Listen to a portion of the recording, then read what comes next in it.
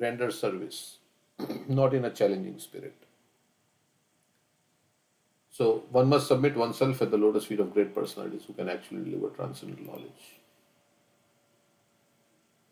It is therefore said, so you may get knowledge, but you may not get realization unless we have the blessings of great souls. We may not get realizations. We may get knowledge, but it is by the mercy of the great souls we get deep realizations when we do seva. And so, like in, uh, we can hear many things and we can receive knowledge, but knowledge and realizations are two different things. So, like in Gita competition, people they recite a lot of verses, right? But do they actually believe? Realization means you actually believe in what the scriptures are saying and you want to practically apply in your life. So one must submit oneself at the lotus feet of great personalities who can actually deliver transcendental knowledge. So of course knowledge is first to get it. It's also important. It is therefore said, Tasmat Gurum Prapadyate Jigyashu Shreya. One who is inquisitive to understand the highest goal and benefit of life must approach a bona fide spiritual master and surrender to him. And Gaur Kishore Das Babaji, whose disappearance day was yesterday, I think, he was illiterate. He could not even sign his paper. But Bhaktisiddhanta Saraswati Thakur, who was a very great erudite scholar, he accepted Gaur Kishore Das Babaji as his spiritual master because he was so, he had devotion and he was so realized soul. He was so detached, he was so renounced. We have that Namo Gaur Kishoraya Sakshat Vairagya Murtaye Vipralam Vipralambar Sambodhe Padambujayate Namaha. That is the prayer. His Sakshat Vairagya Murtaye, he would eat very like rice which was like discarded, like Raghunath Das Goswami. He would go to the crematorium and the people who have been burned, sometimes they leave behind their clothes, so he would take some cloth, wash it in Ganga and cover himself. He was so renounced. And he would sometimes even, it says, he would eat mud of Ganga. And because people were coming to him for Ashirvad, for blessings, then he went and sat near the the toilet, right? The municipal toilet, open public toilet, where nobody would come because of the bad smell. And from such a person, Bhakti Siddhanta Saraswati Thakur uh, took initiation. He was very keen on getting initiated by Gaur Kishore Das Babaji.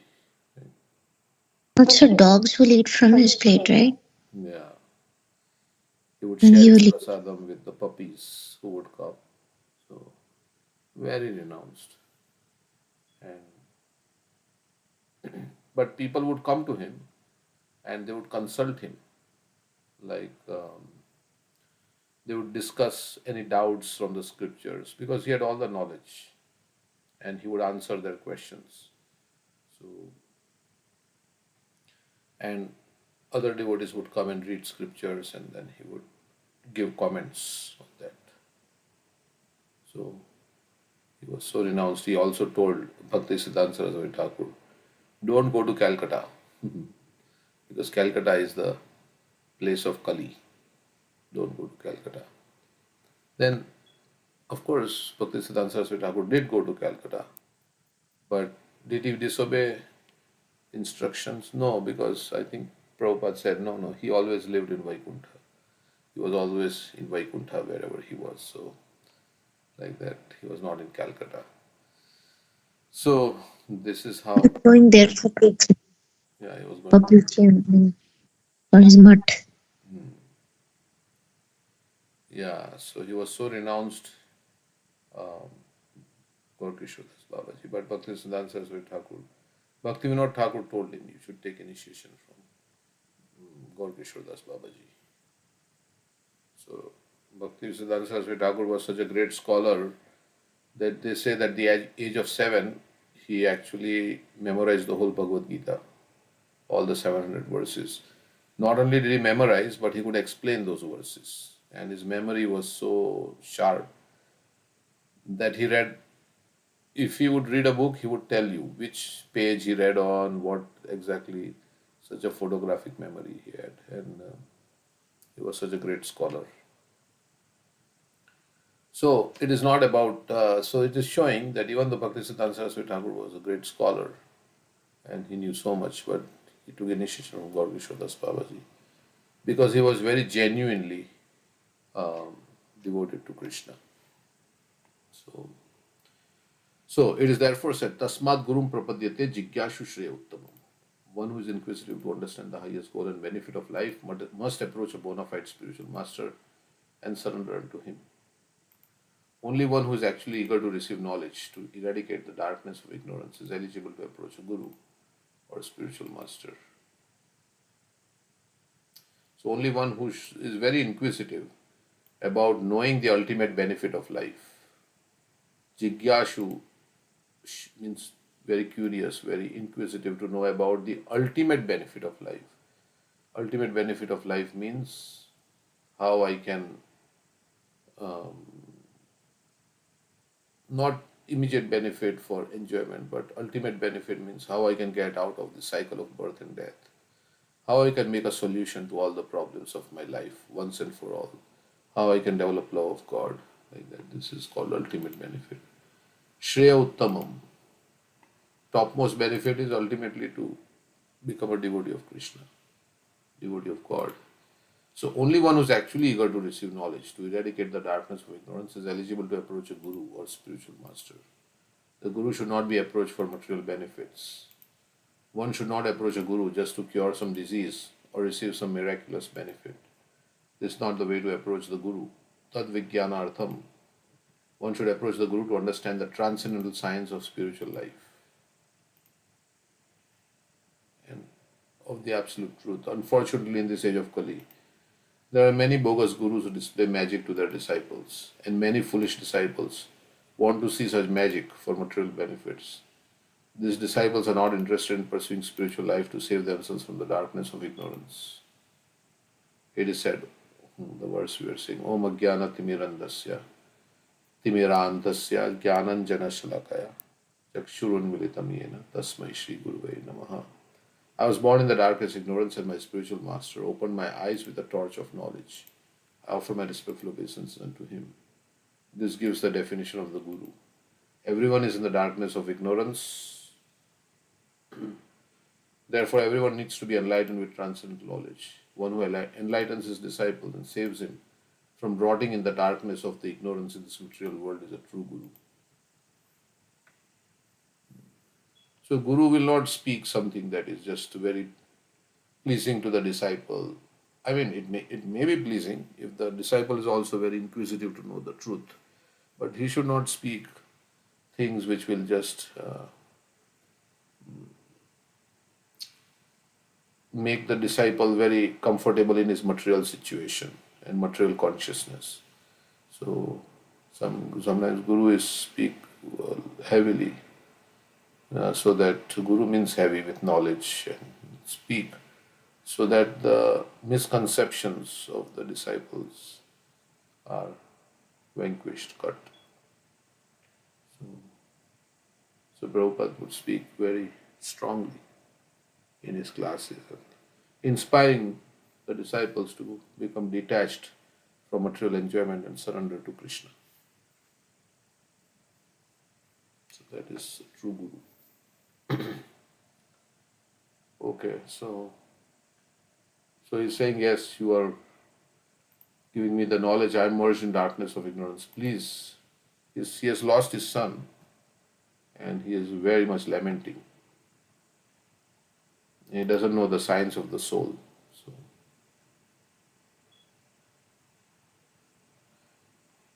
or sometimes we know, but unless we hear from very pure source, that knowledge doesn't become like very you don't believe in that knowledge. So when we hear from the very so exalted persons, because when they speak, then what happens? Their realizations, their consciousness is transmitted through those words, and that consciousness, when it reaches our ears, it affects the heart. So, and that's the transformation of heart happens. So that is why it is not about knowing so many things, but even the most simple things, Prabhupada would give very like classes which are very basic. But those basic things only is the most important, and that touched the heart of all the devotees who he came in contact with, and they surrendered their life in the service of Krishna by following Prabhupada's instructions. So this is very, yeah, very exalted Guru Srila Prabhupada. Okay, and that same Prabhupada is writing the books. So he says, if you want to know me, read my books. So we are coming in contact with the Mahabhagavat devotee. So Sri Angira Uvacha, who is a resident of Vrindavan, Rajvasi, but although he is so exalted in his devotion, he is presenting it so that especially what we need for our spiritual progress. Shri Angira Uvacha, so Angira Muni is saying, Aham te putra kamasya putrado asmi Angira nripa Esha Brahma Sutta Sakshan Narado Bhagwan Rishi. Angira said, my dear king, when you desired to have a son, I approached you. Indeed, I am the same Angira Rishi who gave you this son. As for this Rishi, he is the great sage Narad, the direct son of Lord Brahma. So till now he didn't recognize who they were. So Angira Muni is telling, it was I who came before, because they must be in disguise, otherwise Chitraketu Maharaj would have recognized Angira Muni, because he saw him before, right? So his only few years have passed, his son died, he was not very old, only few years have passed. So he would have recognized Angira Muni, but he's saying that no, he came in disguise, and now he's saying, okay, I'm Angira and this is Narad Muni. My dear king, you are an advanced devotee of the Supreme Personality of Godhead. To be absorbed in lamentation for the loss of something material is unsuitable for a person like you.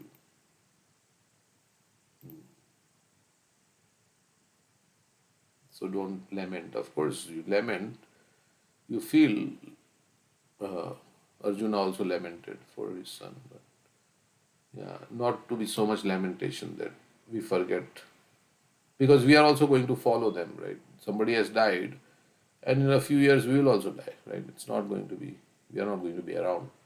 We are lamenting for somebody's death, oh, this person died, like that, oh, this person got this disease, but we are also in the queue.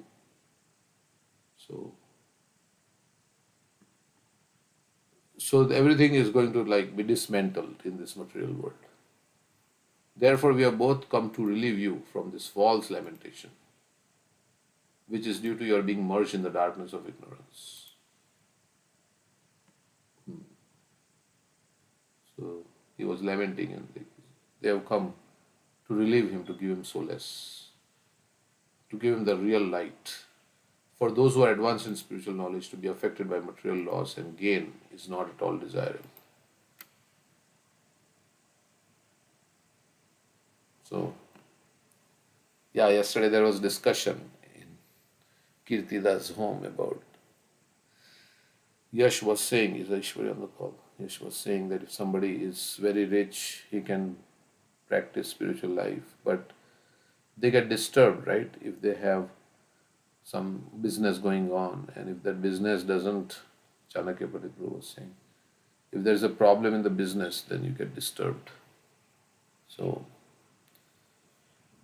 you can practice spiritual life when you're not disturbed by all these dualities of this world,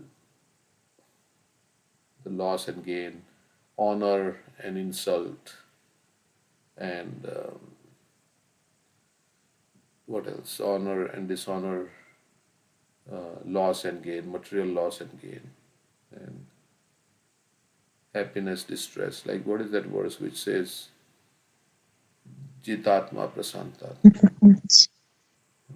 परमात्मा समाहित शीतोष्ण सुखद देश तथा मान अपमान. So ultimately, you have to conquer the mind, and if you have conquered the mind, then super soul is already reached. So all this is basically all this material loss and gain is all temporary. It's so one is not affected by this, then one can be steady. That's why Krishna says, "Sama sukha dukha dhiram so amritatvaya kalpate."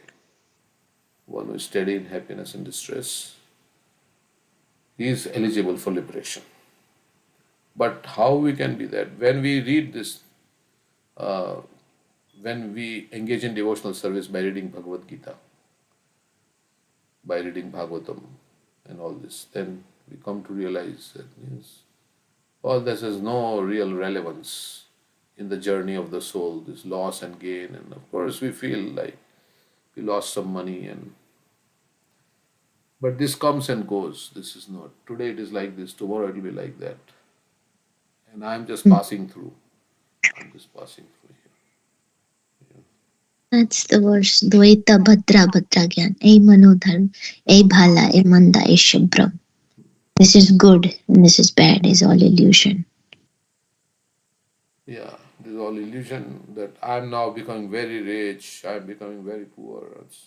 I mean, how long will that? It's there. You are rich for the time being, but you can get carried away by all these things.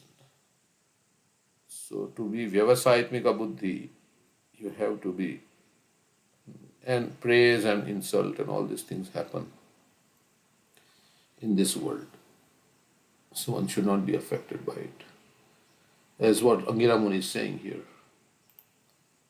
Of course, we lose a job or something like that, or we do something which will bring us dishonor. Yeah, that will sad, but still we are not this body, and all the praise and all these things belongs to the body, not to the soul. So material praise and insult always belong. I am the soul.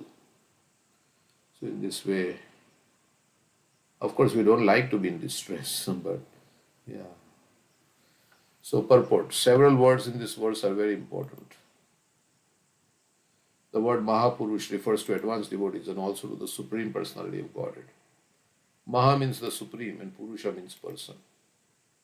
One who always engages in the service of the Supreme Lord is called Mahapaurushika. Shukdev Goswami and Maharaj Parikshit are sometimes addressed as Mahapaurushika because both of them are engaged in the service of Supreme Lord. A devotee should always aspire to engage in the service of advanced devotees. As Shri Narottam Das Thakur has sung, Tandera Charan Sevi Bhakta Sanevas Janame Janame Hoye Yakilash. A devotee should always aspire to live in the association of advanced devotees and engage in the service of the Lord through the Parampara system. One should serve the mission of Sri Chaitanya Mahaprabhu through the instructions of great Goswamis of Vrindavan.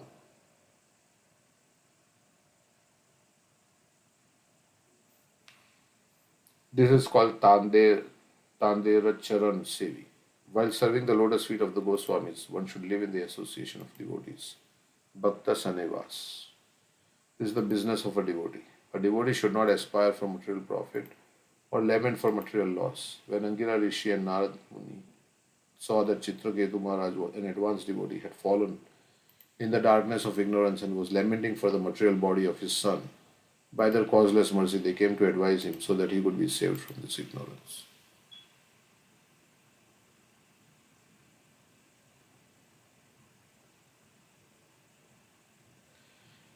So today or tomorrow, we are going to lose, right? Everything. Whether it happens today or it happens tomorrow. It's just a matter of time.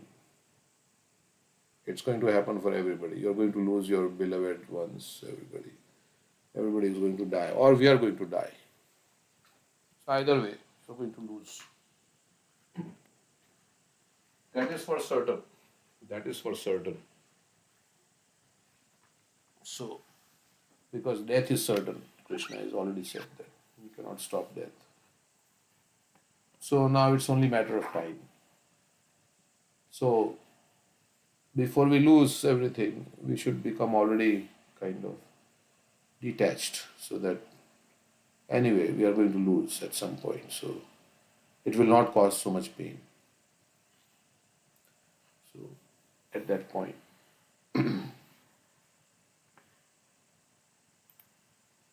Another significant word is Brahmanya. So that is why how Varnashram was designed like that. Right? Brahmachari, Grihastha, Vanaprastha, Sannyas. So as life goes on, you are supposed to become like Bhishma Dev says, right? Yesterday we were reading Bhishma Stuti. He says, now let my mind, now I am closer to death, I have to leave this world.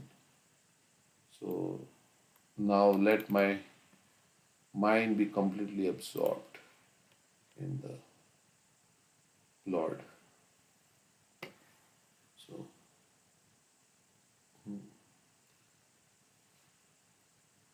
the Supreme Personality of Godhead is sometimes addressed by the prayer Namo Brahmanya Devaya, which offers obeisance unto the Lord because he is served by the devotees. Therefore, this verse states Brahmanyo Bhagavad Bhakto Nava Saditum Rahasi. This is the symptom of an advanced devotee.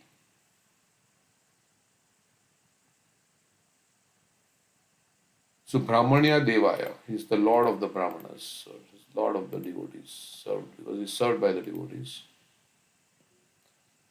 Brahma Bhuta Prasannatma.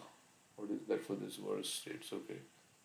For a devotee, an advanced self-realized soul, there is no cause for material jubilation or lamentation.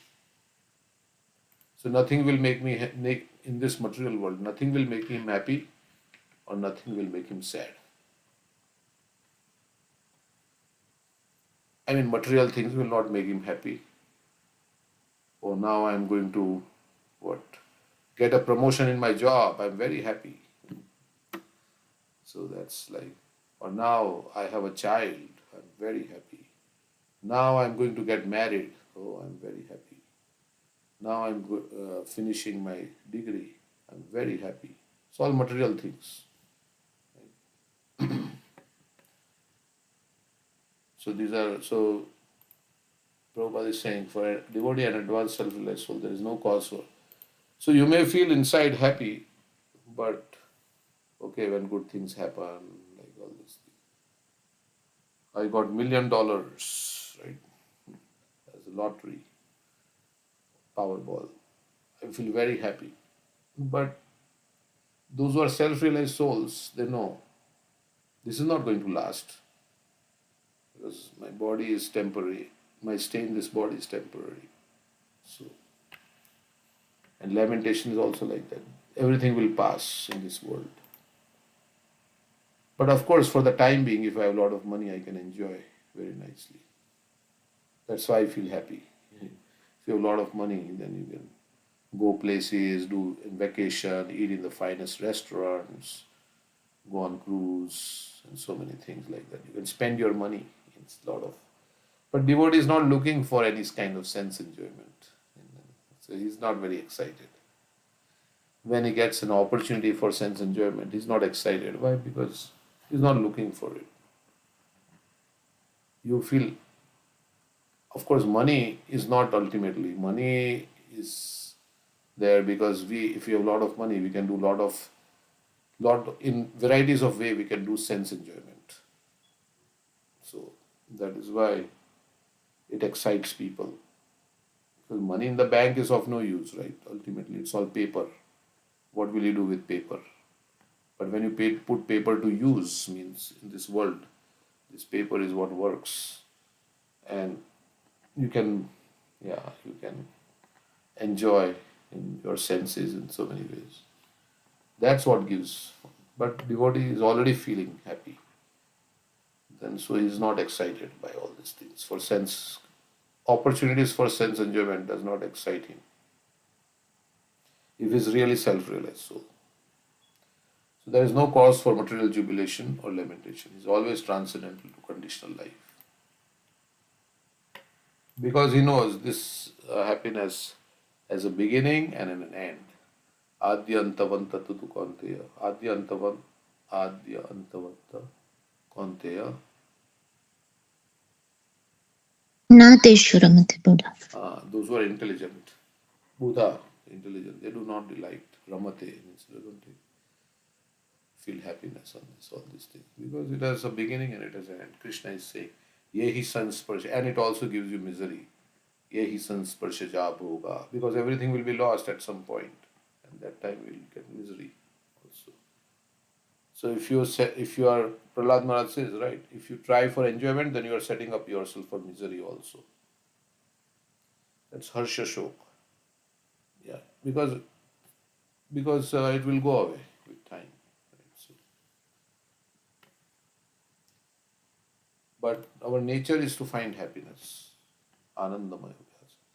So they say then we should find happiness in service, in devotional service. If you can get happiness in devotional service, then it's the best thing that is happening to our life, in our life. You can get happiness in devotional service. Okay. So it's always transcendental to conditional life. Okay, so it's time. Oh, it's 8 o'clock. I didn't realize. So we'll stop here. Thank you. We'll join on the other call. Yeah. Hare Krishna. You can paste the Zoom link also on this chat. I'll paste. Let's see. Where is the Hare Krishna Prabhu. Hare Krishna? I didn't realize it's 8 o'clock. So this is the link. And the password is 1008. Okay. Hare Krishna. See you there.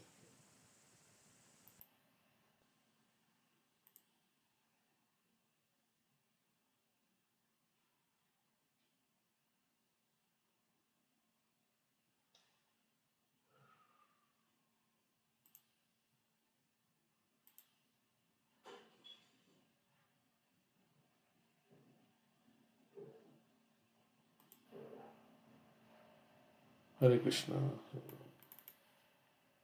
Hare Krishna Prabhuji, Dhanvat Pranam. Mhm. Sorry, I was on mute. 1 minute.